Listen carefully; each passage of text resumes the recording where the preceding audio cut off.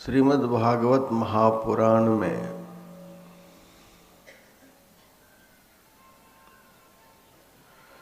वर्णन आता है कि परब्रह्म परमात्मा में सृष्टि निर्माणार्थ मौज हुई। मौज से कंप हुआ और कंप से यह विशाल सृष्टि उत्पन्न हुई।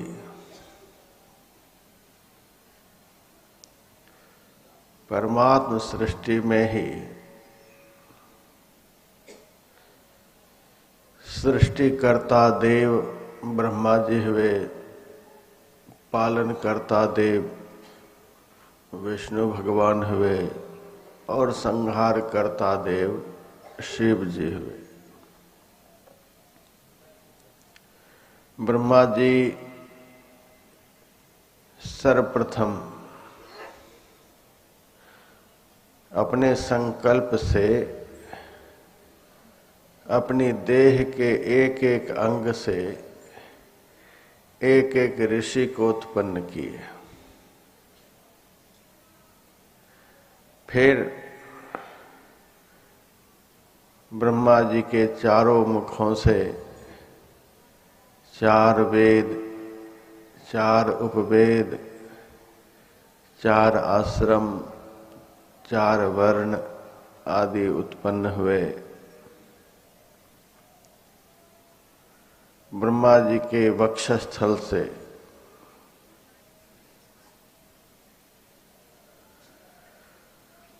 अधर्म उत्पन्न हुआ।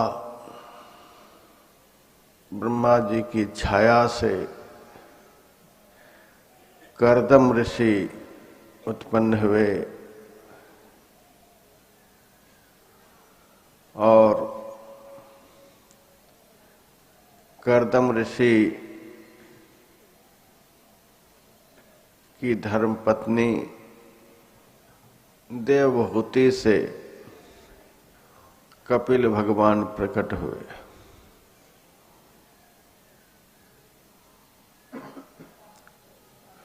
भगवान के 24 अवतारों में एक अवतार कपिल अवतार है।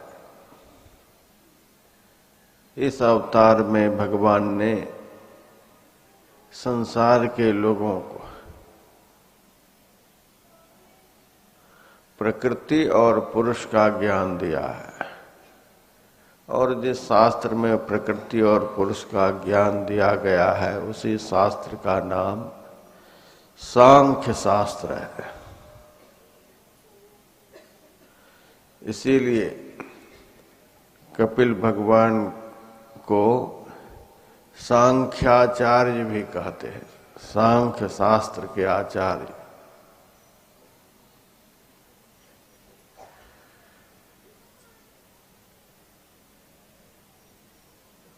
भगवान अपनी मां देवहूति को माध्यम बनाकर बड़ा ही विलक्षण अध्यात्म वेदांत का उपदेश समाज के लोगों को दिया है।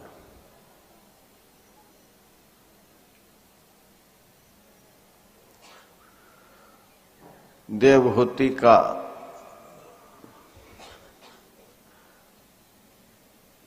कपिल भगवान से पहला प्रश्न था, भगवान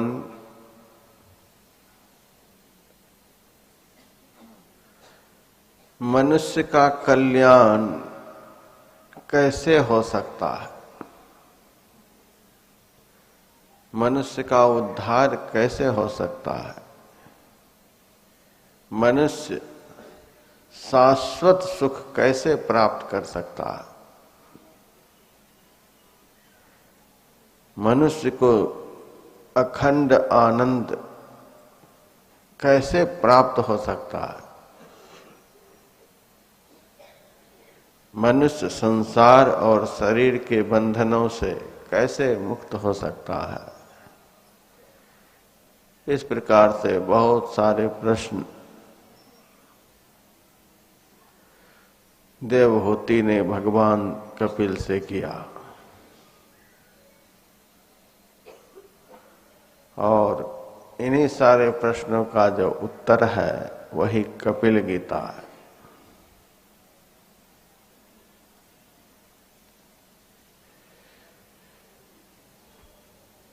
देवहूति को करने के लिए कुछ बाकी नहीं था, पाने के लिए कुछ बाकी नहीं था, क्योंकि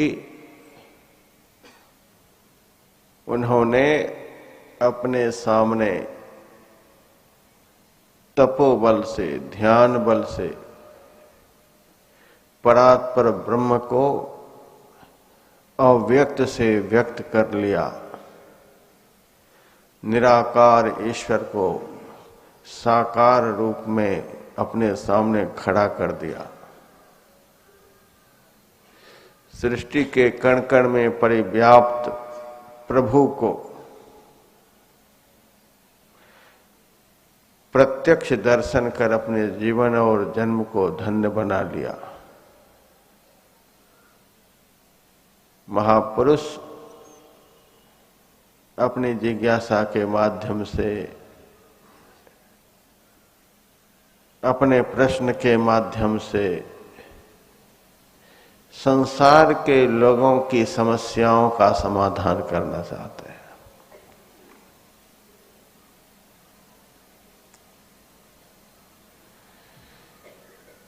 हम लोग जो चाहते हैं वही देवहूति माता भगवान से पूछती है। हम लोग क्या चाहते हैं? हम लोग अखंड सुख पाना चाहते हैं, अखंड आनंद को पाना चाहते हैं, अपना कल्याण चाहते हैं, शाश्वत शांति चाहते हैं। हम दुनिया की जो कुछ भी वस्तु चाहते हैं, उन वस्तुओं के पीछे यही सारी बातें छिपी हुई है। अवश्य ही किसी के अंदर में पुत्र की इच्छा है, धन की इच्छा है, प्रतिष्ठा की इच्छा है, परिवार की इच्छा है, बहुत सारी इच्छाएं हैं। किस लिए? पुत्र किस लिए चाहिए? पुत्र से हमें सुख मिलेगा। धन किस लिए चाहिए? धन से हमें सुख मिलेगा। बढ़िया घर किस लिए चाहिए? घर से हमें सुख मिलेगा। जो कुछ भी चाहते हैं सुख के लिए, और जो कुछ भी चाहते हैं अपने कल्याण के लिए। एक चोर भी चोरी ऐसा पाप करता हुआ अपने को दुर्गति में लेकर जाना नहीं चाहता है। एक डाका डालने वाला, एक हिंसा करने वाला, एक व्यभिचारी व्यक्ति, वह भी अपना अकल्याण नहीं चाहता है, सब कल्याण ही चाहता है। यह सार्वभौम जिज्ञासा है, यह सार्वभौम प्रश्न है कि भगवान आप बताइए कि मनुष्य का कल्याण किस में है? मनुष्य को कल्याण किससे प्राप्त हो सकता है? कैसे प्राप्त हो सकता है? इस जिज्ञासा में संसार के समग्र मनुष्य की जिज्ञासाओं का समाधान सन्निहित है।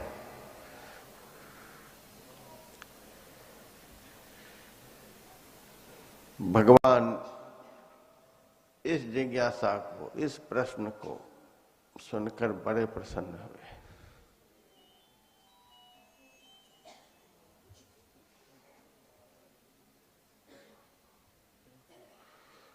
संत के पास, भगवंत के पास बहुत सारी जिज्ञासाओं को लेकर लोग जाते हैं,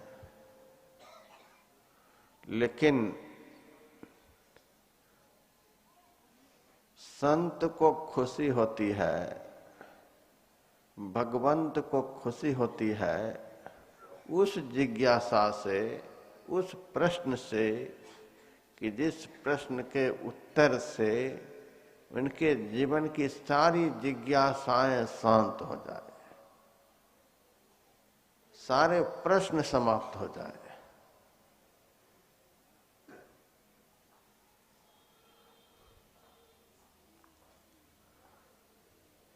लोग मेरे पास भी आते हैं, यद्यपि मेरे पास कोई ताकत नहीं कि मैं किसी की समस्याओं का समाधान कर सकूं, किसी की मन की इच्छा को पूर्ण कर सकूं।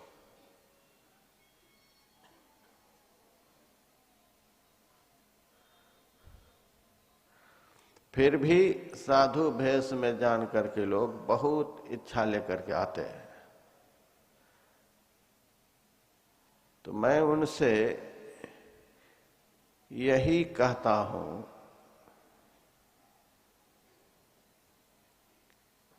कि मेरे पास ज्यादा समय नहीं है कि आप दिन में 5 बार मेरे पास आए और अपनी समस्याओं को सुनाएं। मेरे पास महीने में 20 बार आए और 20 तरह की बात सुनाए। एक बार में आइए और एक ही बार में ऐसी जिज्ञासा कीजिए, ऐसा प्रश्न कीजिए, ऐसी चीज की मांग कीजिए कि आपके जीवन में कोई जिज्ञासा नहीं रह जाए, कोई प्रश्न नहीं रह जाए, कोई मांग नहीं रह जाए, दोबारा आने की आवश्यकता नहीं पड़े।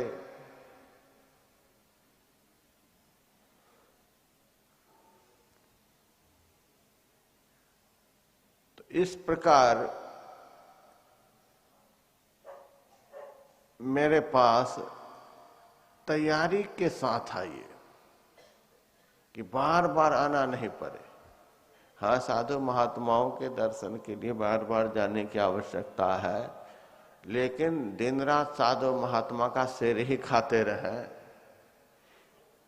ऐसा भी नहीं होना चाहिए।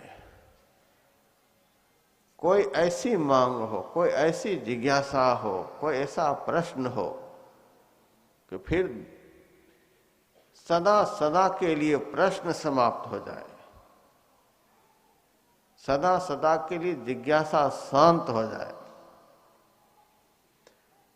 गुरु महाराज की वाणी में है, तुम में निज में भेद बुद्धि को जो सकते हैं मिटा, वह तुम ही तुम वही में ही प्रश्न पुनि रहते नहीं। आत्मा और परमात्मा में जो भेद है, वह भेद यदि समाप्त हो जाए तो प्रश्न पुनि रहते नहीं, कोई प्रश्न ही नहीं रहेगा, कोई जिज्ञासा ही नहीं रहेगी। भेद क्या है?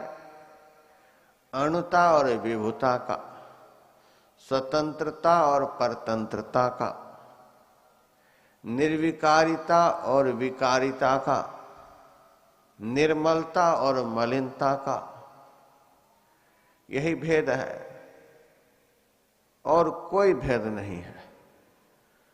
हनुमान जी से भगवान श्री राम ने पूछा था, हनुमान बताओ मेरे में और तुम्हारे में भेद क्या है? हनुमान जी ने कहा था, यदि आप देह बुद्धि से हमें देखें तो देह बुद्धि में आप हमारे स्वामी हैं, मैं आपका सेवक हूं, दुनिया जानती है। जीव बुद्धि से देखें तो हम दोनों मित्र हैं, सदैव एक ही साथ रहते हैं, कभी हम दोनों में से 1 सेकंड के लिए अलग होते ही नहीं। जीव बुद्धिया तदम सखा, जीव बुद्धि से हम आपके परम मित्र हैं, आप हमारे परम मित्र हैं। और तत्व रूप में देखा जाए तो जो आप हैं वही मैं हूं। मेरे में और आप में कोई अंतर नहीं है।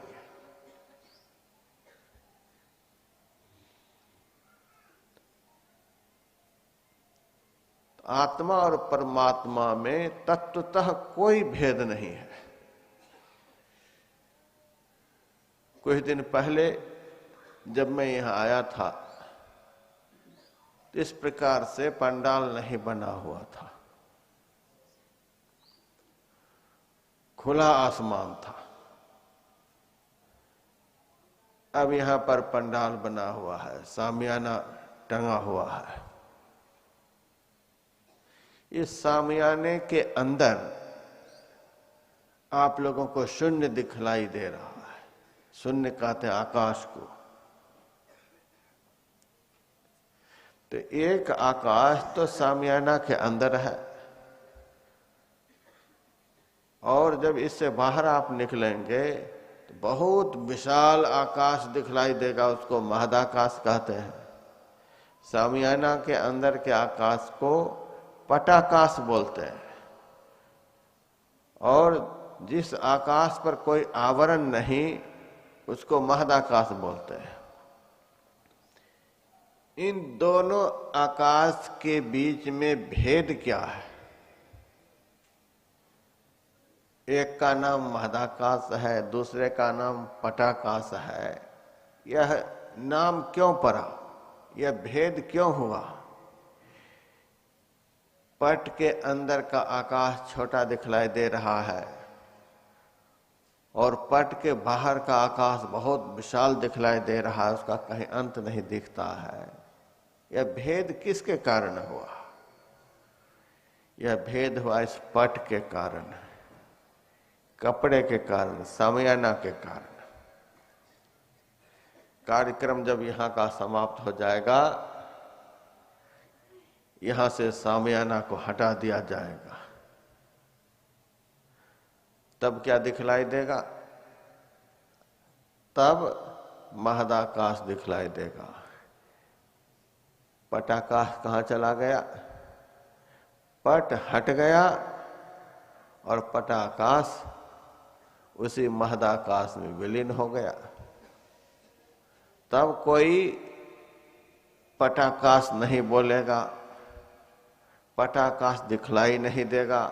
तब एक ही एक महदाकाश दिखलाई देगा। इस पट के कारण, इस आवरण के कारण नाम पड़ गया, अणुता और विभुता का भेद हो गया। तत्वतः आकाश एक ही है। पट से जब आकाश का विशाल भाग घिर जाता है, उसका नाम बदल जाता है, पटाकाश हो जाता है। यहीं पर एक घड़ा रख दिया जाएगा तो घड़ा के अंदर भी शून्य दिखलाई देता है। घट के आवरण के कारण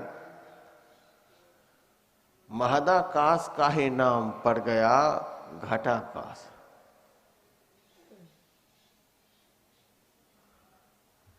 आकाश तो एक ही है, लेकिन नाम क्यों पड़ता गया? आवरण के कारण। इसी प्रकार से ईश्वर एक ही है और उस ईश्वर के सिवा कुछ है ही नहीं। जो कुछ है सो भ्रम है। एक ही ईश्वर अत्यंत सघनता से सर्वत्र छाया हुआ है। एक तिल भी जगह उनसे खाली नहीं, कहीं भी उनसे खाली नहीं। तो दूसरा कहां से आ गया? जब उन्हीं से खाली नहीं है तो दूसरा कहां से आया? तो दूसरा भ्रम है, जिसके कारण हमें पटाकाश दिखलाई दे रहा है, घटाकाश दिखलाई दे रहा है। यह आवरण भ्रम के कारण हुआ है। यह आवरण हटेगा और भ्रम खत्म हो जाएगा। एक ही महदाकाश का विशुद्धतम रूप दिखलाई देगा। इसी तरह से परमात्मा में आत्मा में भेद है, और भेद जैसे घटाकाश का कुछ अंश पट के अंदर घिर गया तो नाम बदल गया पटाकाश, घट के अंदर घिर गया तो नाम बदल कर हो गया घटाकाश। उसी तरह से परमात्मा के विशालतम सृष्टि में जब शरीर का आवरण पड़ गया, शरीर के माध्यम से जो परमात्मा का विशालतम विभाग कुछ घिर गया, तो घिरने के कारण उसका नाम पड़ गया जीव।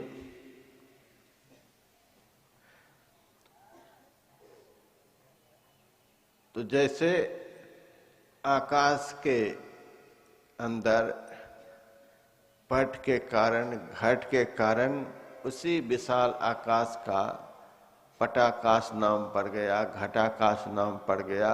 उसी तरह से शरीर रूपी आवरण के कारण ही परमात्मा का ही नाम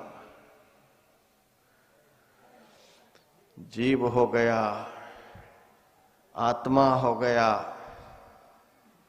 परमात्मा के विशालतम व्यापकत्व में जब स्थूल सूक्ष्मादि शरीर का आवरण छा गया, तो आवरण से आवृत भाग का नाम जीव हो गया। अंधकार रूपी आवरण से, प्रकाश रूपी आवरण से, शब्द रूपी आवरण से आवृत जो परमात्मी अंश है उसको जीव कहते हैं। जिसके ऊपर 3 आवरण है उसको जीव कहते हैं। जिस जीव के ऊपर से अंधकार का आवरण हट गया, केवल प्रकाश और शब्द का आवरण रह गया, उसको आत्मा कहते हैं। और जिसके ऊपर से अंधकार प्रकाश ये दोनों आवरण खत्म हो गया, केवल शब्द का आवरण रह गया, तो उसको ब्रह्म कहते हैं। और जिनके ऊपर से सारे आवरण हट गए, कोई आवरण नहीं रह गया, तो उसी को परात्पर ब्रह्म कहते हैं, उसी को परमात्मा कहते हैं। तो है तो हम तत्वतः परमात्मा ही, लेकिन अंधकार रूपी आवरण के कारण, प्रकाश रूपी आवरण के कारण, शब्द रूपी आवरण के कारण, इन तीनों आवरणों के कारण हम जीव कहलाते हैं। जीवत्व दशा को प्राप्त हो गए हैं। इसीलिए बहुत सारे प्रश्न हम लोगों के जीवन में रहता है, क्या करना चाहिए, क्या नहीं करना चाहिए, कैसे होगा, वो कैसे होगा। जिस दिन ये सारे आवरण समाप्त हो जाएंगे, कोई प्रश्न ही नहीं रहेंगे। न कुछ करना बाकी रहेगा, न कुछ देखना बाकी रहेगा, न कुछ पाना बाकी रहेगा, न कहीं आना जाना बाकी रहेगा। कुछ बाकी रहेगा ही नहीं, कुछ जानने के लिए बाकी नहीं रहेगा, तो प्रश्न रहेगा कहाँ से। इसीलिए गुरु महाराज ने कहा, तुम्हें निज में भेद बुद्धि खोज सकते हैं मिटा, वह तुम्ही तुम वही में ही प्रश्न पुण्य रहते नहीं। कोई प्रश्न नहीं रह जाएगा। तो ज्ञानी के अंदर में कोई प्रश्न नहीं रहता। काशी नगरी में एक बहुत बड़े विद्वान साधु रहते थे। भौतिक विद्या में भी परिपूर्ण थे और आध्यात्मिक विद्या में भी निष्णात थे। उनका नाम था गैवानंद जी महाराज। अवधूत वेश में रहते थे। कभी किसी के घर जाकर के भिक्षा मांग करके ले आते थे, खा पी करके एकदम मस्त होकर के विचरण करते थे। काशी नगरी में बहुत बड़े बड़े विद्वान पंडित भी रहते हैं। उन पंडितों ने एक बार आपस में विचार किया कि रहतात है या अवधूत भेष में भीख मांग करके जहां तहां से खा करके कहीं पड़ा रहता है, लेकिन दुनिया में इसका नाम बहुत है। शरीर में कोई वस्त्र नहीं, रहने के लिए कोई घर नहीं, कोई उपाधि नहीं, एक साधारण नाम है, एक साधारण शरीर है, तो भी इनकी ख्याति बहुत है। इस महात्मा को हम लोग शास्त्रार्थ के द्वारा पराजित करके दुनिया की निगाहों से गिरा दें। हम लोग इतने बड़े बड़े विद्वान हैं, अनेक शास्त्रों को पढ़े हुए हैं, लेकिन हम लोगों के बीच में नाम ये कमा रहा है, इनके नाम को खत्म कर दे। तो सारे पंडितों ने आपस में इस तरह का निर्णय लिया कि उनको इस काशी नगरी में बिल्कुल फजीहत कर दें, ताकि यहाँ से निकल जाए और हम लोगों की आंखों के सामने जो एक कांटे की तरह चुभते रहते हैं, ये सदा सदा के लिए समाप्त हो जाए। तो सारे पंडित लोग एकत्रित होकर के गैवानंद जी महाराज के पास गए और उनसे कहा कि हम आपसे शास्त्रार्थ करना चाहते हैं। गैवानंद जी महाराज ने कहा, शास्त्रार्थ किस लिए? हार और जीत के लिए। हम सबके बीच में हाथ जोड़कर कहते हैं कि आपकी जीत है और हमारी हार है। हमें जीतने की कोई आवश्यकता नहीं, हमें जीत नहीं चाहिए। हम तो शांति से सबसे हार करके रहना चाहते हैं। पंडितों ने कहा, ऐसा कहने से नहीं होगा, आपको तो शास्त्रार्थ करना ही पड़ेगा। तो गैवानंद जी महाराज ने कहा कि ठीक है, जब चाहे तब मेरे से शास्त्रार्थ कर सकते हैं। तिथि सुनिश्चित हो गई, समय सुनिश्चित हो गया। सारे बड़े बड़े विद्वान दिग्गज पंडित एक जगह एकत्रित हुए। काशी नगरी में भी बड़ा भारी प्रचार हो गया कि आज गैवानंद जी महाराज के साथ बहुत बड़े बड़े पंडित लोगों का शास्त्रार्थ होगा। हम लोग चलते हैं और सुनते हैं क्या सब शास्त्रार्थ करते हैं। बहुत सुंदर मंच बना था और 2 आसन लगा हुआ था। एक आसन गैवानंद जी महाराज के लिए और एक आसन उनके प्रतिद्वंदी पंडित के लिए। पूरी नगरी के पंडित पधारे थे, लेकिन गैवानंद जी महाराज मंच पर नहीं गए। चुपचाप श्रोताओं के बीच में अवधूत की तरह बैठे हुए हैं। बहुत देर हो गई, समय हो रहा है, मंच पर गैवानंद जी महाराज पधारे नहीं हैं। पंडितों के मन में हुआ कि गैवानंद जी महाराज हम लोगों के डर से काशी नगरी छोड़ करके भाग गए। लेकिन एक बार घोषणा करके तो सुना देते हैं, ताकि लोगों को पता चल जाए कि बुलाया गया शास्त्रार्थ के लिए, लेकिन वह आया नहीं, भाग गया। अपने उनकी प्रतिष्ठा खत्म हो जाएगी। मंच पर से पंडितों ने कहा, यदि इस सभा में गैवानंद जी महाराज नाम के कोई साधु हैं, इस मंच पर शास्त्रार्थ के लिए उपस्थित हो जाएं। हम लोग सुनिश्चित समय पर मंचारूढ़ हो गए हैं, आप जल्दी से पधारें। तब गैवानंद जी महाराज सभा के बीच से उठकर खड़े हुए, मंच पर अपने आसन पर जाकर बैठे। गैवानंद जी महाराज ने कहा कि आप लोग मेरे से शास्त्रार्थ करने के लिए यहाँ इकट्ठे हुए हैं। सबसे पहले मैं आपसे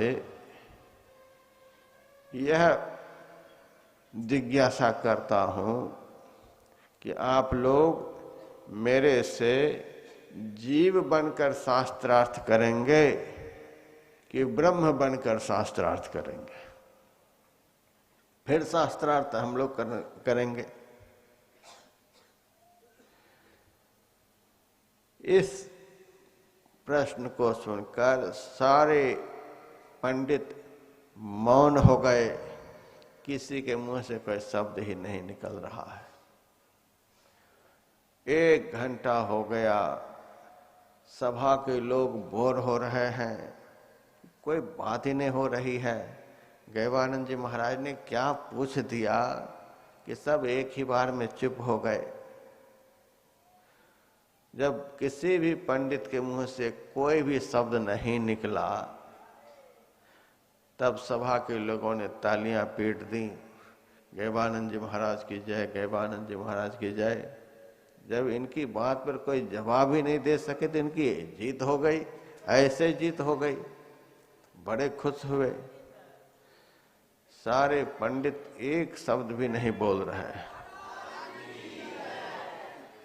गैवानंद जी महाराज के पास सभा के लोग इकट्ठे होकर गए, हाथ जोड़कर कहते, महाराज हम लोग बड़ी आकांक्षा लेकर के आए थे कि आपस में शास्त्रार्थ होगा, बहुत अच्छी अच्छी बातें एक दूसरे से करेंगे, हम लोग सुनेंगे, लेकिन कोई बात ही नहीं हुई। बिना बात के ही शास्त्रार्थ पूर्ण हो गया, आपकी विजय हो गई। आप क्या बोले जो ये लोग कुछ बोल ही नहीं पाए। गैवानंद जी महाराज ने कहा, हम तो एक साधारण जिज्ञासा किए थे कि आप लोग मेरे से जीव बनकर शास्त्रार्थ करना चाहते हैं कि ब्रह्म बनकर शास्त्रार्थ करना चाहते हैं। तो कोई कुछ बोला ही नहीं। तो श्रोताओं ने कहा, ये लोग बोले क्यों नहीं, क्यों चुप हो गए? सब के सब बड़े विद्वान पंडित हैं, इसीलिए सब चुप हो गए। तो चुप हुए क्यों, क्या इसमें रहस्य है? गैवानंद जी महाराज ने कहा, रहस्य यही है कि यदि ये लोग मेरे से कहते कि मैं जीव बनकर शास्त्रार्थ करूंगा, तो जीव तो सदैव अज्ञान की अवस्था में रहता है। जीव को ज्ञान है ही नहीं। जिनको ज्ञान ही नहीं है वो शास्त्र की बात क्या करेगा? जीव तो अल्पज्ञ होता है, ज्ञानहीन होता है। ज्ञानहीन क्या विद्वान से शास्त्रार्थ करेगा? यदि ये लोग कहते कि मैं ब्रह्म बनकर शास्त्रार्थ करूंगा, तो ब्रह्म तो दूसरा है ही नहीं, तो शास्त्रार्थ करेगा किससे? ब्रह्म को जानने के लिए कुछ बाकी है ही नहीं, दो ब्रह्म है नहीं, तो शास्त्रार्थ करेगा किससे? जीव को ज्ञान है नहीं, इसीलिए शास्त्र वार्ता कर नहीं सकता। ब्रह्म दो है नहीं, इसीलिए वह शास्त्रार्थ कर नहीं सकता। किससे शास्त्रार्थ करेगा? तो जीव के अंदर अज्ञान भरा हुआ होता है, उसी के अंदर संशय होता है, भ्रम होता है, बहुत सारी इच्छाएं होती हैं, बहुत सारी कल्पनाएं होती हैं। जीव के साथ खुरखुंद मचाने के लिए 14 इंद्रियां होती हैं। जीव को मलिन करने के लिए उसके भीतर 6 विकार होते हैं। बहुत कुछ जीव के साथ जुड़ जाते हैं। इसीलिए जीव के अंदर में प्रश्न होते हैं। देवहूति माता ने इतना सुंदर एक ही प्रश्न किया, मनुष्य का कल्याण कैसे हो सकता है, आप बताएं। और इस तरह की जिज्ञासा का समाधान कोई महापुरुष ही कर सकते हैं। कपिल भगवान ने इस जिज्ञासा को सुना और बड़े खुश हुए। उन्होंने कहा, माता, जीव तो कल्याण का ही स्वरूप है, इसका शुद्ध स्वरूप ही कल्याण है। जीव को अपना शुद्ध स्वरूप का पता चल जाए, बस इसका हो गया कल्याण। जीव को कल्याण कहीं से लाना नहीं है। जीव को कल्याण पाने के लिए कहीं जाना नहीं है, किसी से उधार नहीं लेना है, कोई इसका कल्याण कर भी नहीं सकता है। इसका शुद्ध स्वरूप ही कल्याण है। इसके ऊपर जितने आफत हैं वे सब हट जाएं, बस यह स्वतः कल्याण का स्वरूप